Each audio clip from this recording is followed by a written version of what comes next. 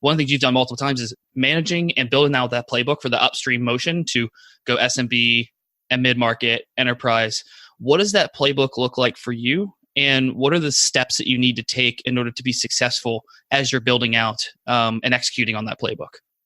Yeah, it's a really fun motion. And to your point, I did that both at Dropbox and then at Intercom as well, right, where we were moved from a very down market, more self-serve kind of motion, or at least certainly an acquisition strategy, where it's kind of like, hey, get in, land, and then through kind of viral organic growth and like strong product adoption and product love, we'll see some natural kind of organic growth after they become a customer.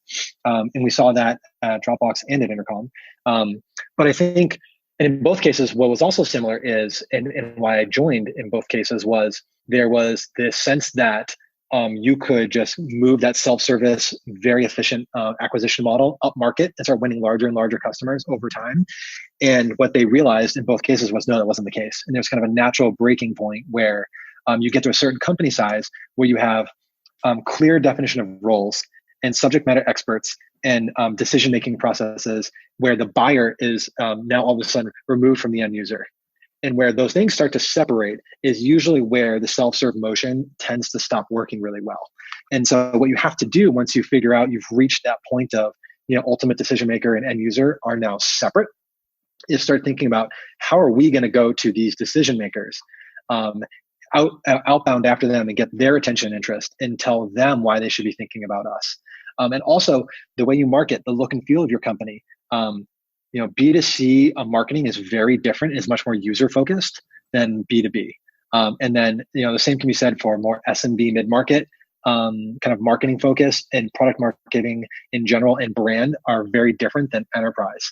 And if you go and look at companies, you can see this where, within SMB mid-market, you're still closer to the end user, so you can be more playful. Like your messaging is more playful. People are more willing to take risk. There's less cost for picking the wrong solution, right? The deal sizes are smaller. The deal cycles are less. And ultimately, if someone makes a mistake, it's okay and you can kind of move on. Whereas you start getting into these larger companies with a lot of legacy technology and systems, it's going to be very challenging to just switch something on in their environment and get the adoption you would at a smaller company.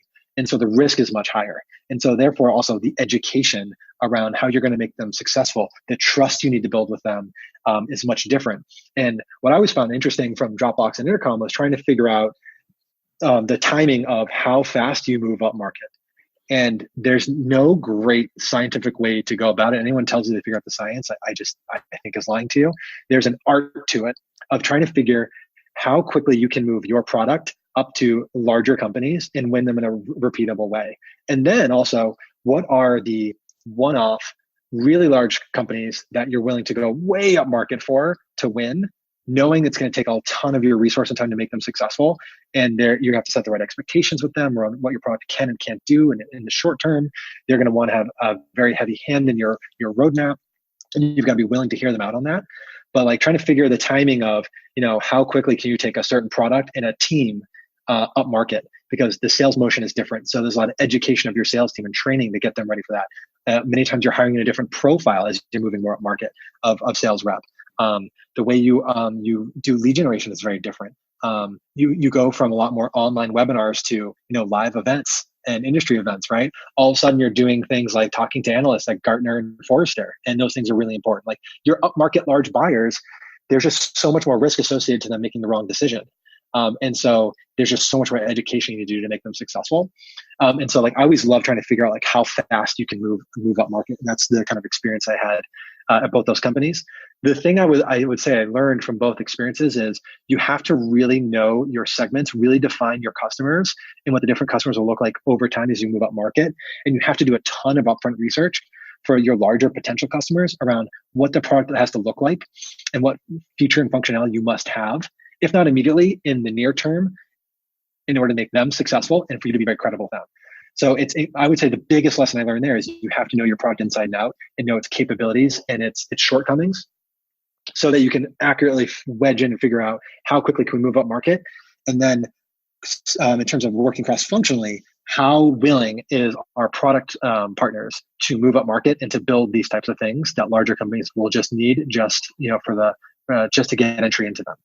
And so like really developing those relationships and having lots of R&D conversations where you're talking about feature functionality and roadmap, and really aligning to, what are the things we're going to build in what order that will help us move up market. And if you're very close to your product team, you guys have a good understanding of what you need to build and over what time period, that will then inform how quickly you can move up market and take on larger potential customers. Awesome. Love it. What a great explanation, wall to wall on that. Okay. So we're on Dropbox right now. You talked about a bunch of your experiences that transcend the companies you've worked at.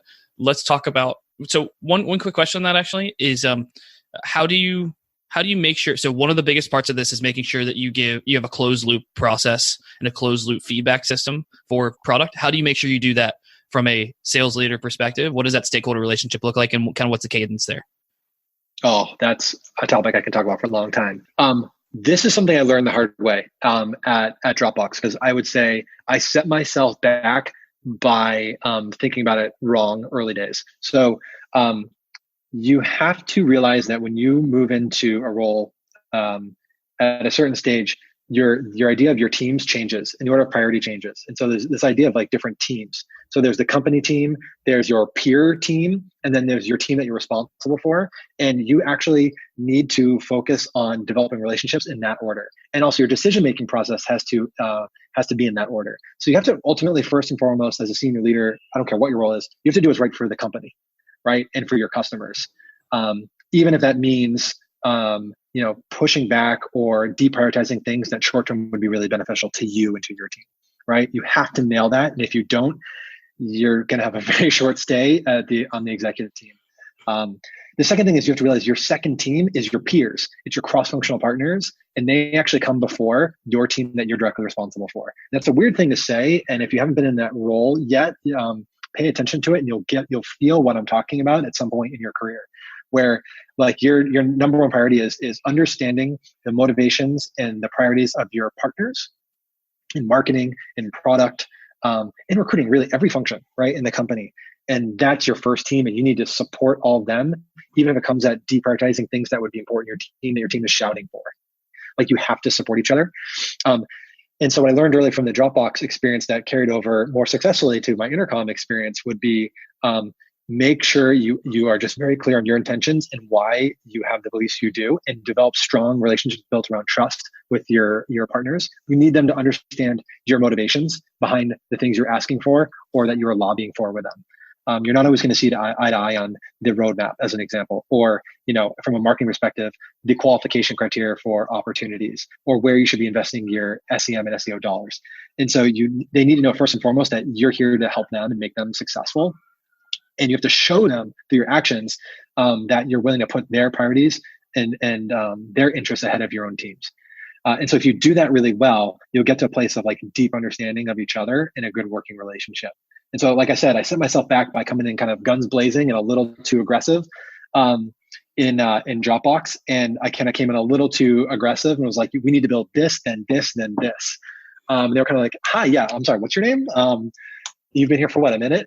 So I didn't realize that there was a lot of work I needed to do there. And fortunately, I kind of was able to rebuild those relationships over time there.